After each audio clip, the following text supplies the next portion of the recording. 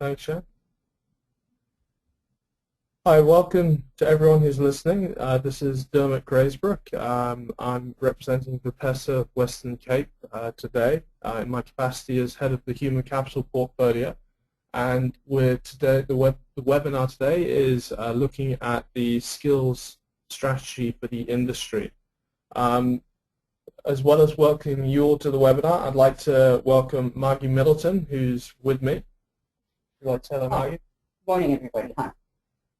And Margie will be helping to deliver some of the points around the skills strategy webinar and also taking questions at the end of the presentation. Also, thank you very much to Intelligent Software and Shane McCusker, who I think you heard at the start, for setting up the webinar and providing the infrastructure for us. We're very grateful.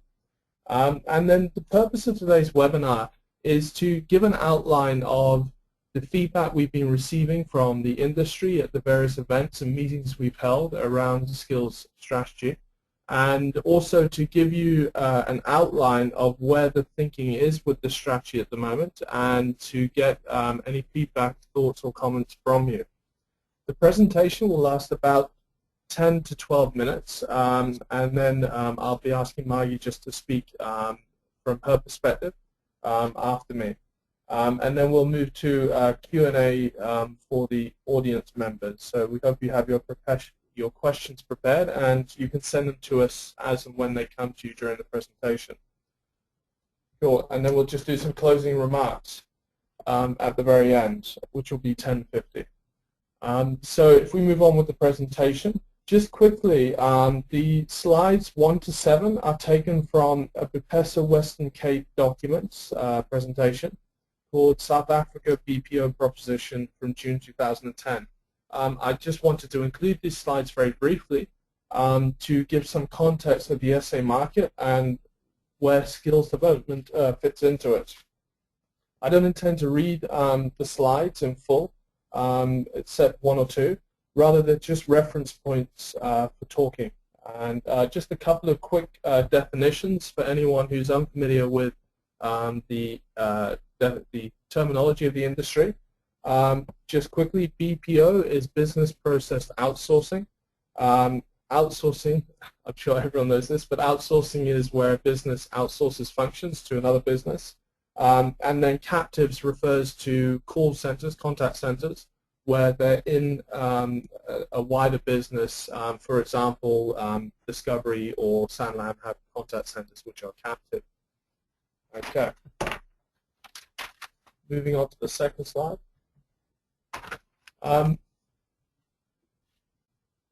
Clearly, looking at this in our global context, in the contact center and BPO destination of choice market, South Africa is not the biggest player, but it is one of growing significance.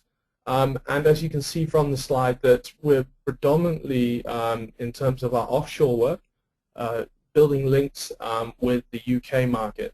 And there's a lot of benefits for South Africa for that. There's the cultural affinity, the English language, and also very similar time zones, which means that staff generally prefer working those hours as opposed to servicing America overnight. English language skills are important, and I think there's the first of many synergies between the BPO contact center market and the captive contact center market, where both require good English language skills. I think, however, on the language skill perspective, we do, as an industry body, have to look at a broader context in this and explore how to assist domestic BPOs and captives with their language, and particularly African languages, things like Afrikaans and other South African languages. So that will be part of the mandate for the skills development strategy. Also, I think a critical thing that if you're looking at the various countries there is that if we're going to attract foreign direct investment and create jobs through that, then we need to know how we're different as an economy. And definitely one of South Africa's differentiators is that, as a developing economy, is its good infrastructure, excellent roads and facilities, good official economy, particularly in financial services and services, a good education system. I know it has mixed pockets, but generally a good education system, and a very good lifestyle and the infrastructure that supports that. And I think that that's important, and it puts us ahead in many ways. However, we do need to build the human capital infrastructure to match the needs of the growing domestic market and also to attract foreign investment. And to do that, we have to have a sufficient skills pool. Moving on to the next slide. I just wanted to include this one, basically to say that skilled, well-spoken candidates or labor markets forming a deep skills pool is an absolutely essential piece of the puzzle for anyone operating in South Africa or out of South Africa. The next slide. This again included just because I think it's interesting to compare this aspect of our skills base against other contact center destinations of choice. And you can see that we're better than quite a number and not as good as some. But I think the other thing is that when you're looking at India and the Philippines, they are largely competing on scale. And I think that while we want to increase the scale of our market, we're looking to compete as a high-quality destination. The next slide. Government and industry associations clearly see the contact center and BPO market as a very important one for creating jobs in South Africa, and are doing a lot to support it. And there's a lot of work going on behind the scenes as well as in front of the scenes, which includes some of these, like the Monyeta Work Readiness Program. And I think the main thing is that if we as an industry can come together and really drive the industry forward, we're going to get plenty of support from government and other bodies. Next slide. This one I included because it just does highlight three, I suppose, areas of services from South Africa. You've got the contact center, which is a predominant one. You also have complex non-voice BPO, and I think that at the moment it's a smaller area of the BPO market in South Africa, but it's one that we need to grow to stay competitive. And I think that if we increase the contact center skills considerably, part of that will filter up into the complex non-voice, but also complex non-voice services will perhaps enhance the contact center sector as well. And then the third point is that with the new interest in Africa and sub-Saharan Africa as a fast-growing, developing economy, a place for people to invest, South Africa is well positioned as a gateway to the rest of the African market, and we need to be ready to take advantage of that. Next slide. And I think, sorry, just on the last slide quickly, the skills that we try and build for the skills strategy and the skills development in the Western Cape need to reflect those three areas. And now we're on to slide 8. This is where the borrowed slides stop and my slides proper start, so to speak. The first one is 3 areas of focus.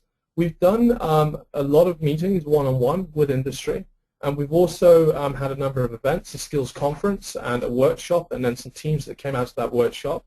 And consistently we're getting feedback that there are 3 areas that industry want Bepesa Western Cape to focus to assist them in regards to skills.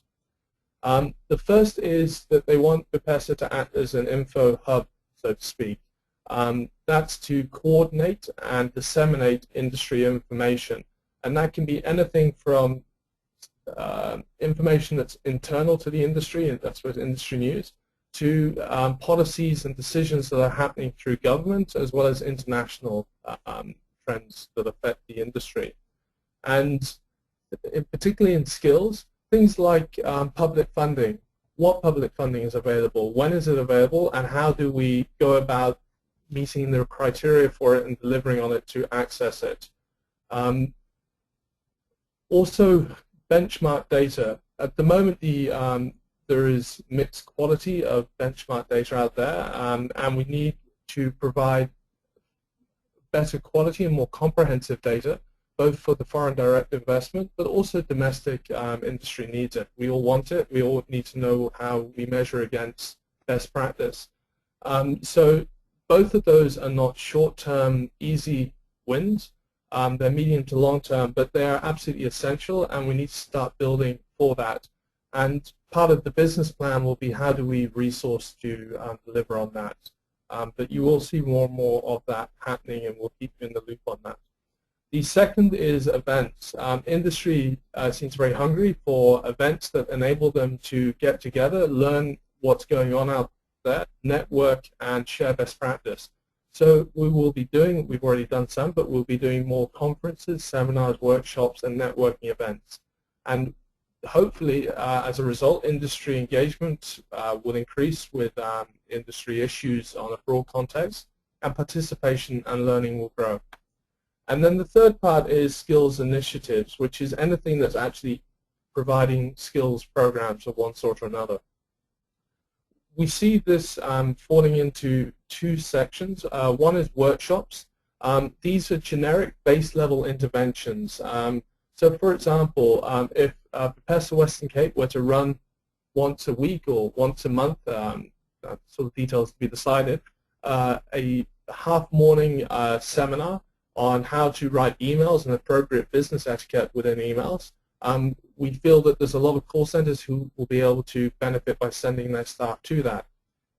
Hopefully it will assist those staff, subsidize the cost to the company, and also have an incremental improving effect on industry skills for the current people there and new ones coming in.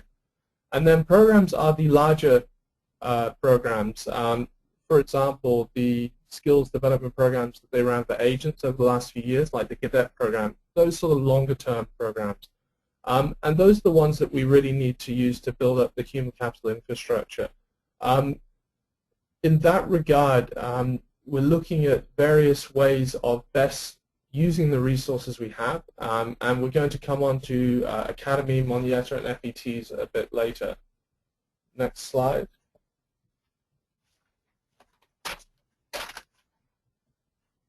Industry skills strategy guiding principles. I'm just going to quickly run through the points. It's self-explanatory, but the approach that we're taking and should inform everything we do and has so far is that everything hinges on industry engagement and industry participation. Without that, it all falls over. None of it works. So whatever we come up with needs to be industry-led. The second point, join the dots. There's a lot of stuff going on out there, and there seems to be a very siloed approach to it. We feel that if we can coordinate and support and work with some of those other initiatives, then perhaps we can achieve a lot more as a province and nationally, as well as perhaps having to spend less reinventing the wheel each time. A number of those dots are things like the Monietta program. Again, I'll go into that a little bit more later.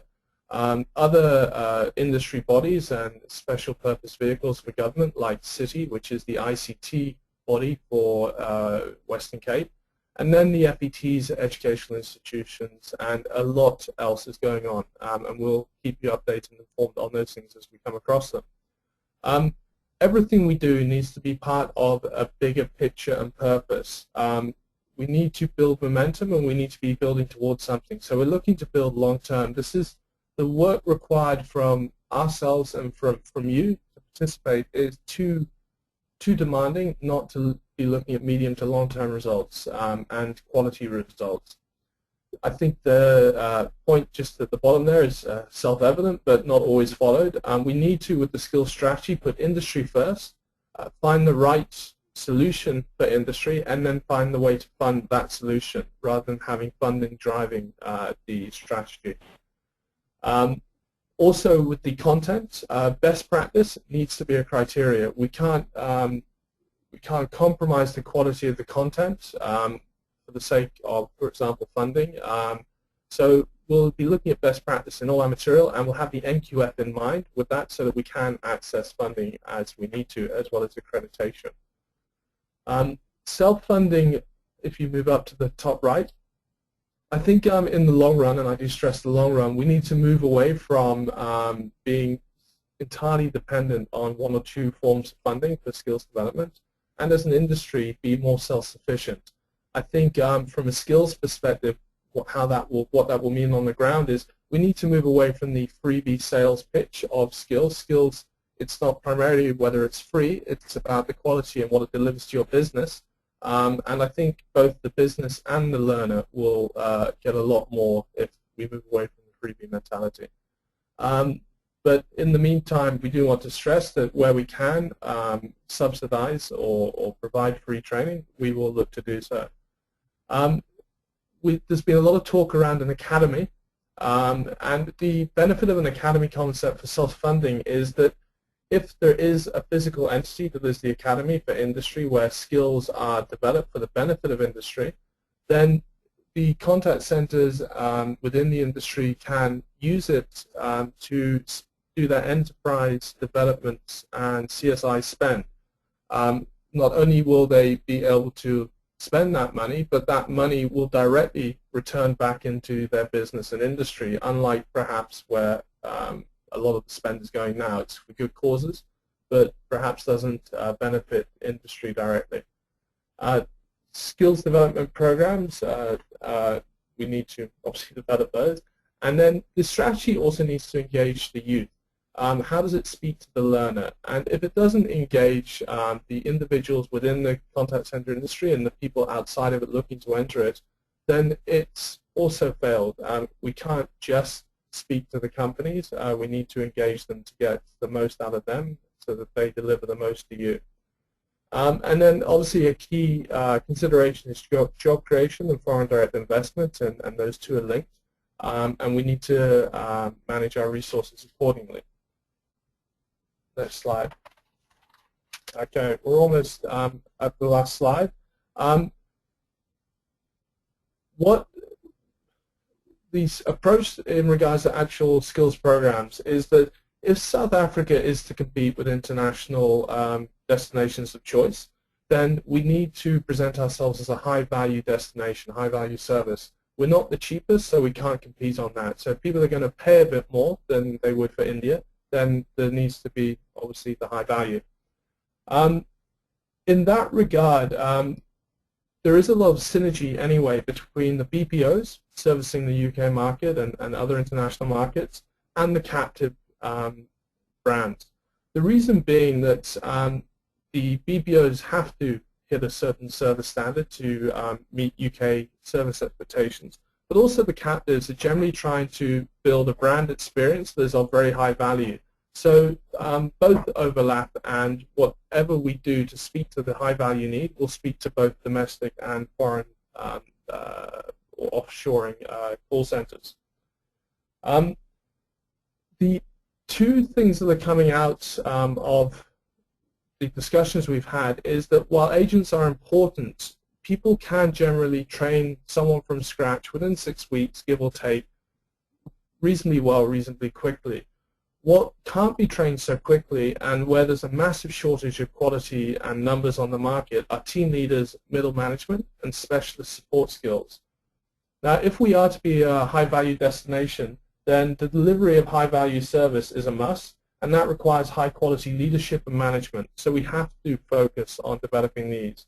All developing economies have an issue around the depth of their leadership and management, and they have to build a pool to enable the growth of the industry, because without these managers, it prevents the growth of the entry-level jobs who would be managed by them.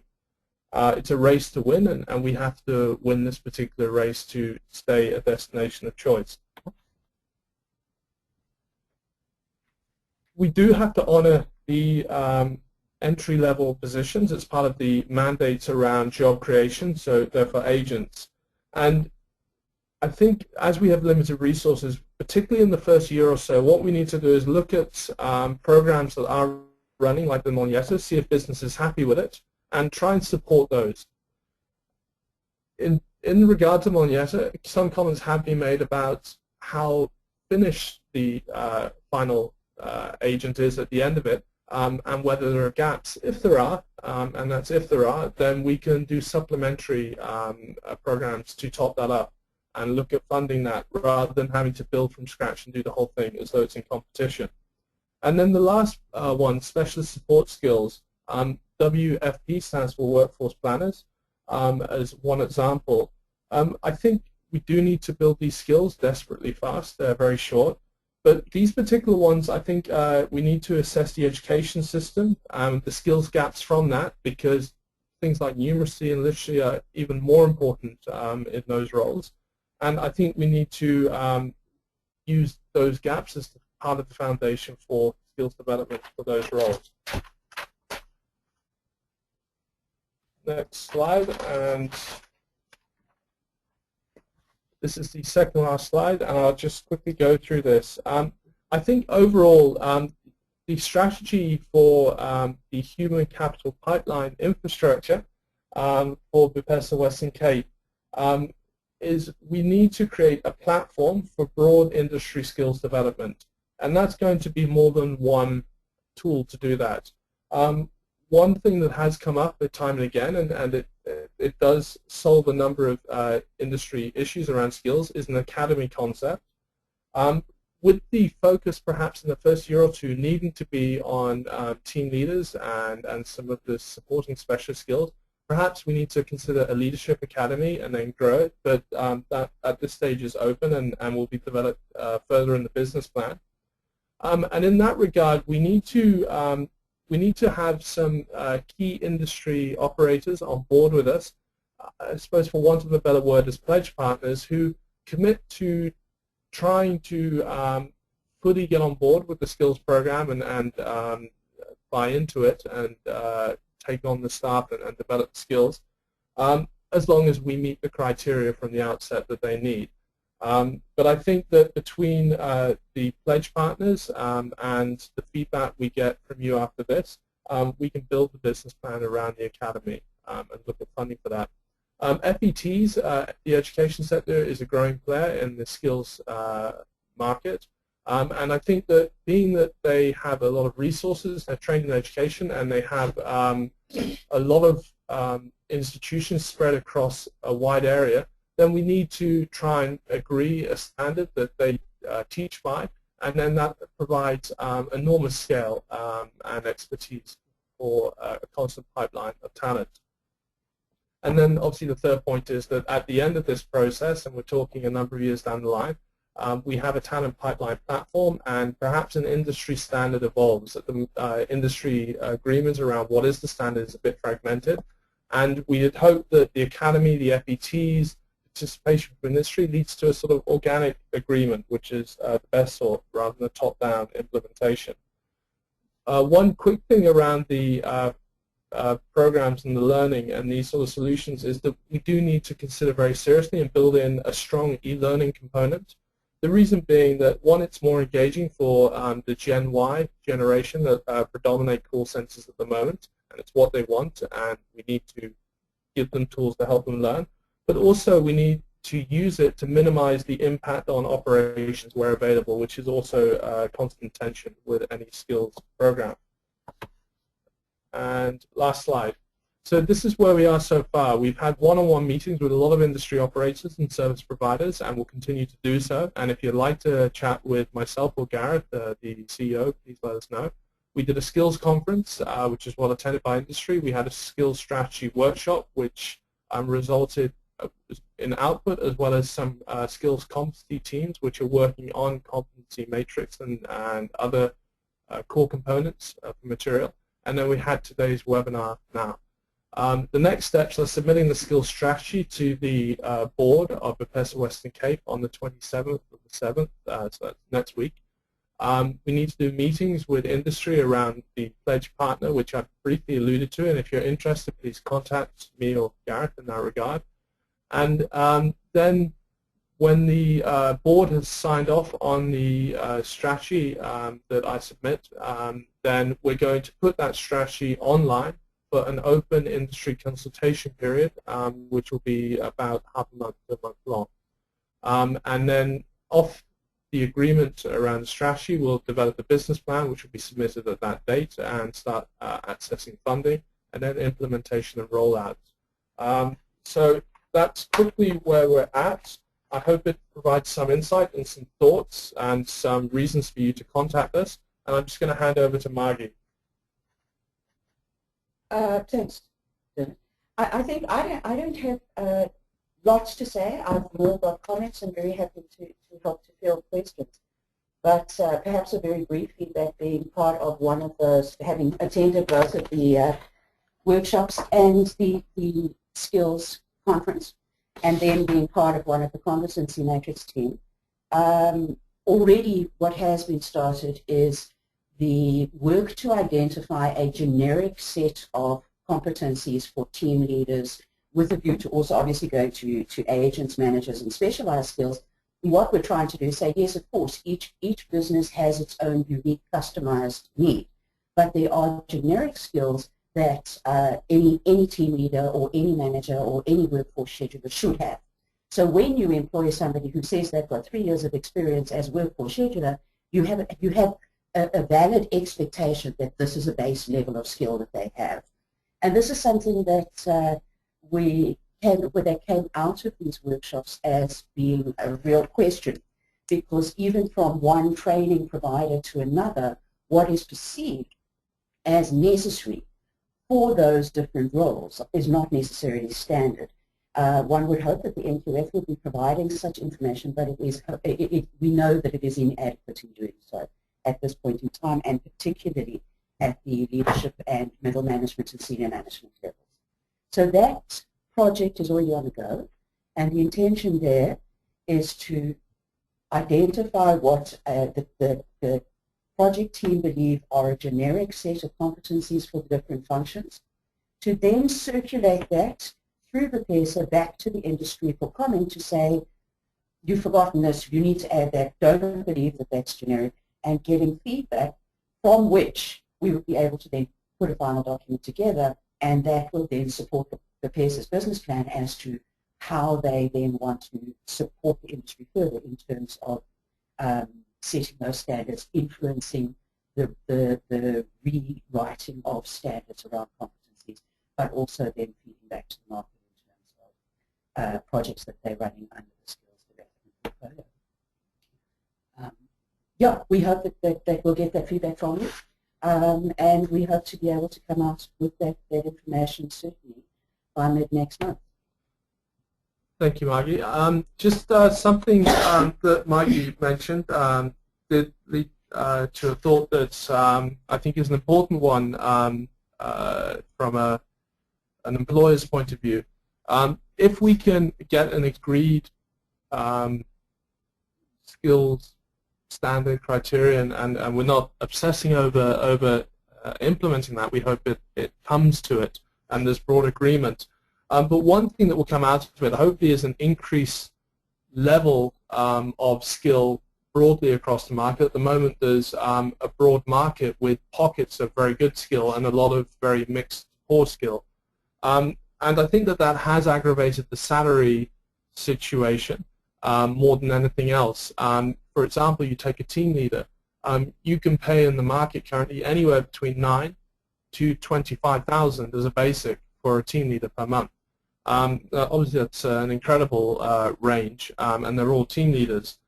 Quality is associated with the salary bands there. And to some degree, if you want a really good team leader, a really good manager of people, a really high quality team leader, you need to be looking at no less than 18,000 as a basic, and then you've got bonuses or commission on top of that.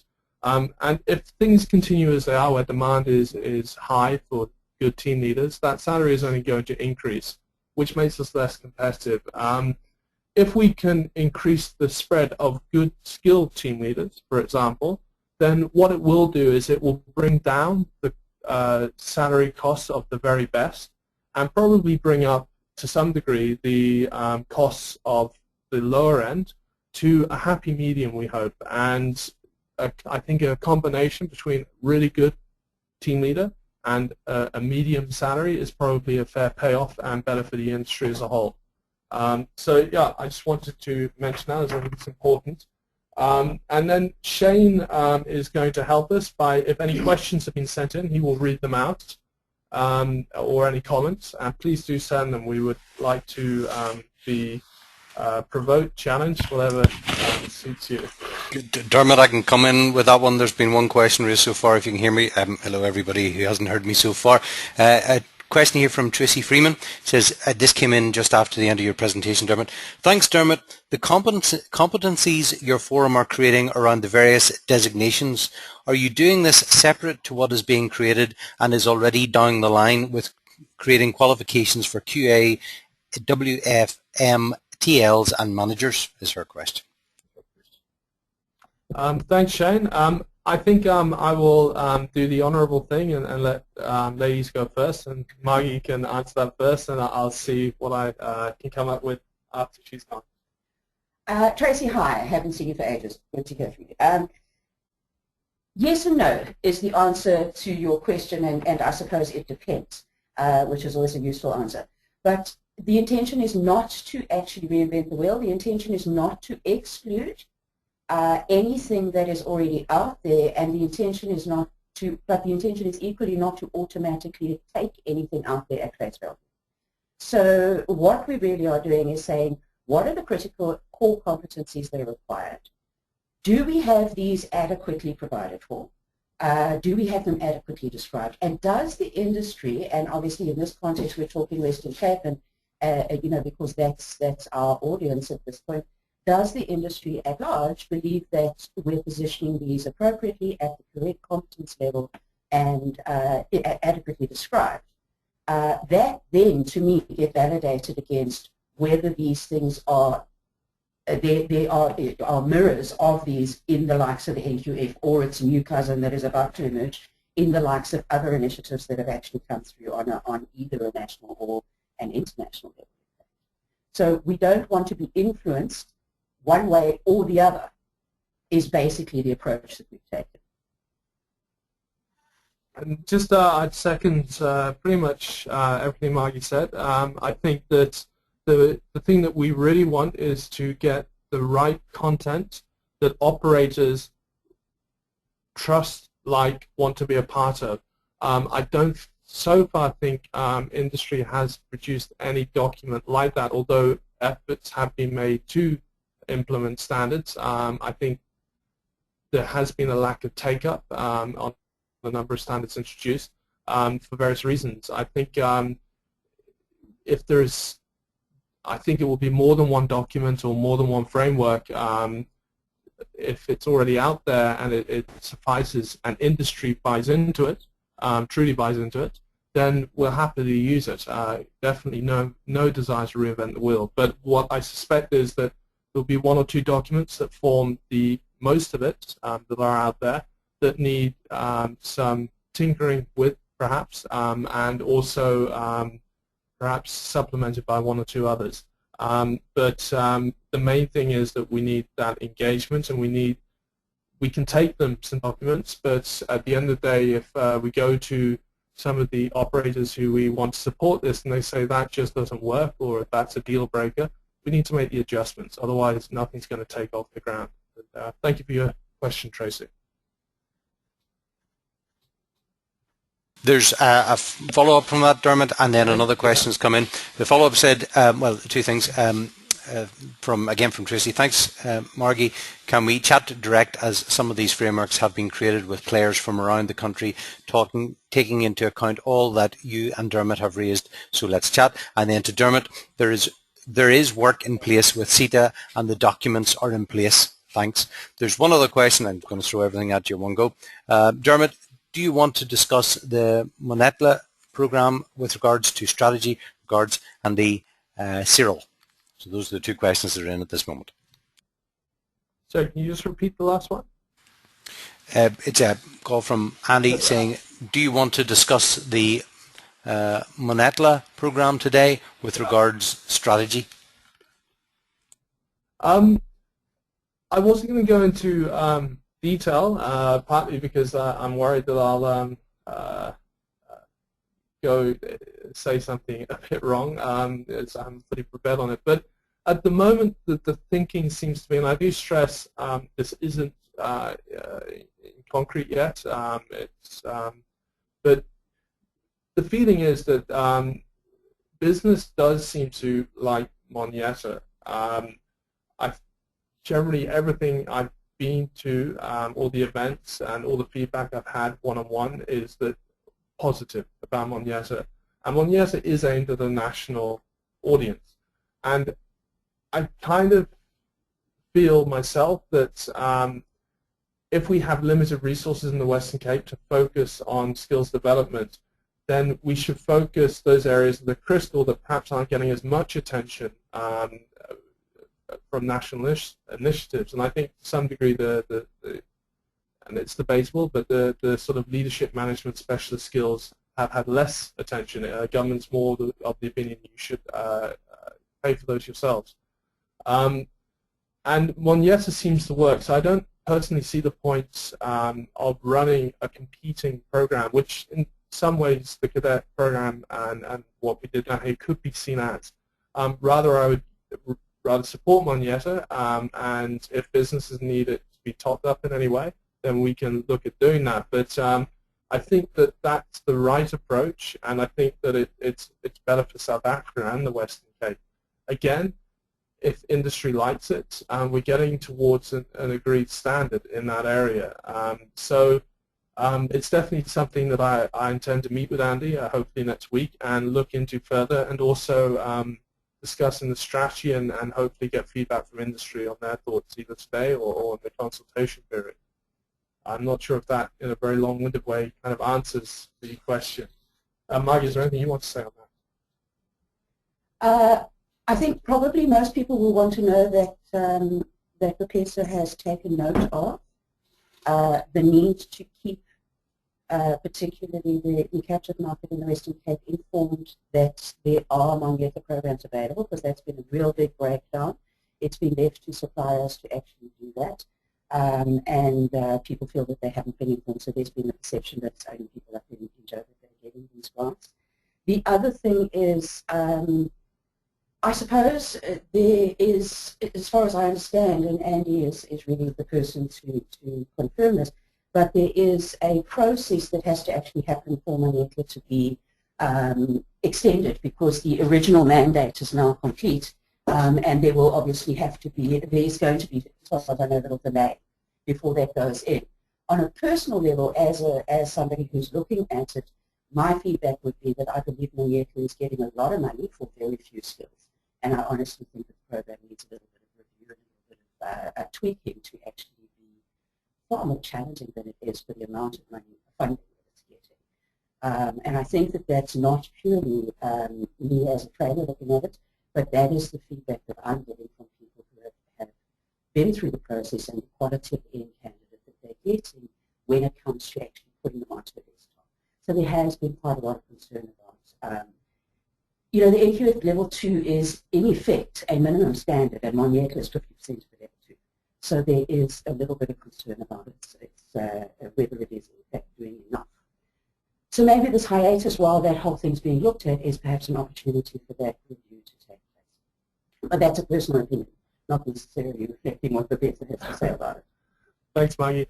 I think something that this raises for me that I do want to mention, because it is important, is that some of the concerns operators have had, or challenges around public-funded skills programs, is that government funding comes in splurges, it seems. So there is a skills program now, but in 3-4 months' time there may not be, and there isn't solid always timelines that you can predict into the future, and those timelines where they are available don't always meet with your recruitment needs or skills needs as an operator.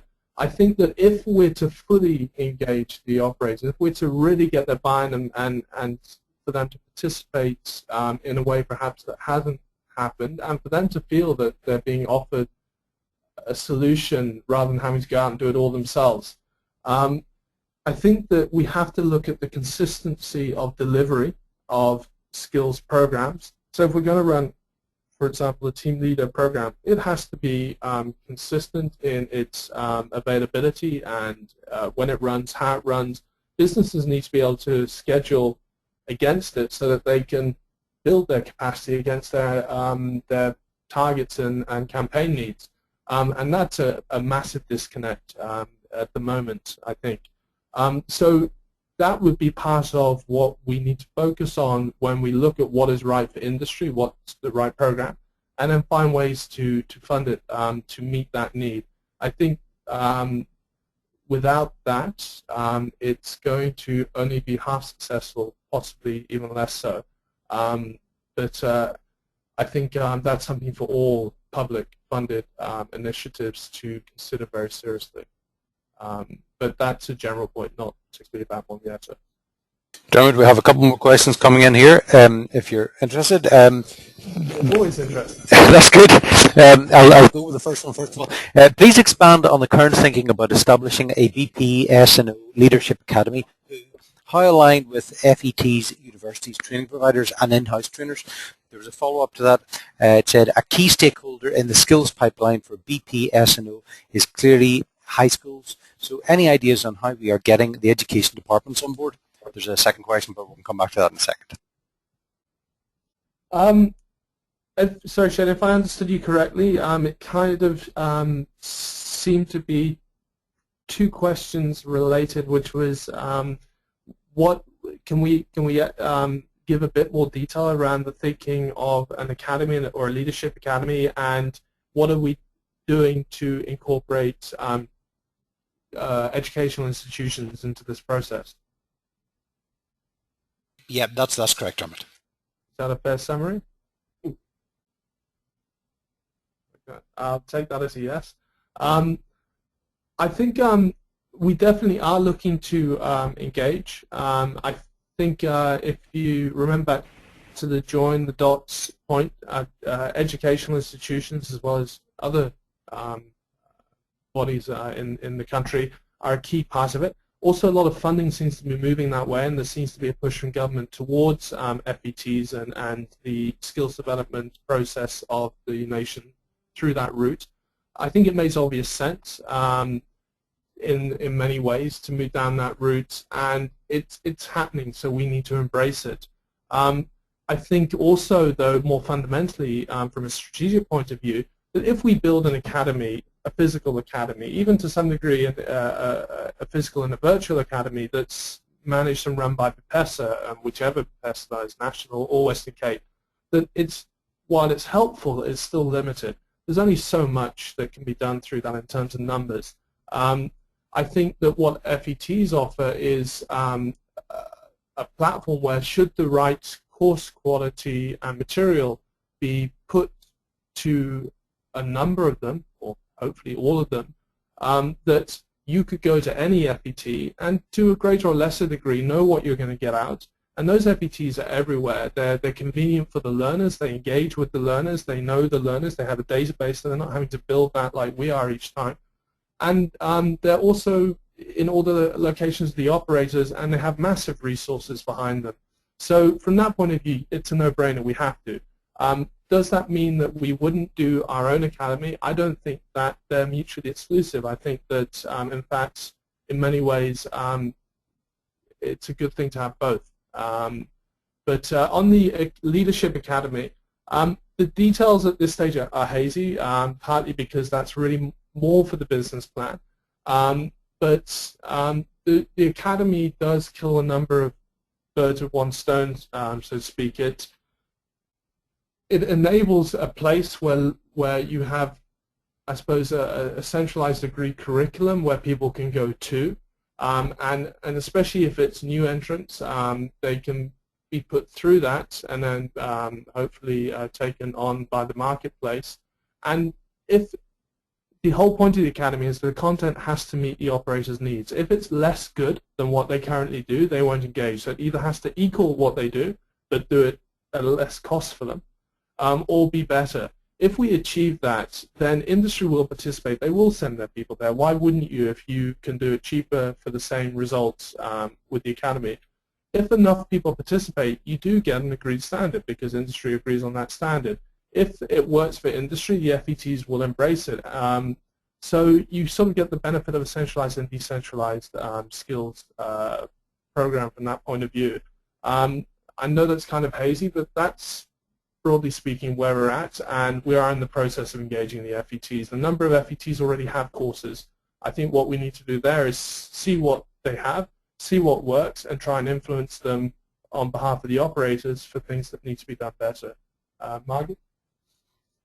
I think as far as one key thing for me as far as where an advantage of the academy concept comes in is that it's all fine and well for a call center to engage with a supplier to do training, but the problem is that becomes outdated as soon as you replace somebody, because you can't get an external provider or even have an internal department training for one person, whereas the likes of an academy allows you to bring individuals from multiple companies, and you can still continuously skill basically your people. Where we see this happening so much is in team leaders who have been promoted, but there isn't enough of them to justify the cost of training, and therefore they actually never get trained.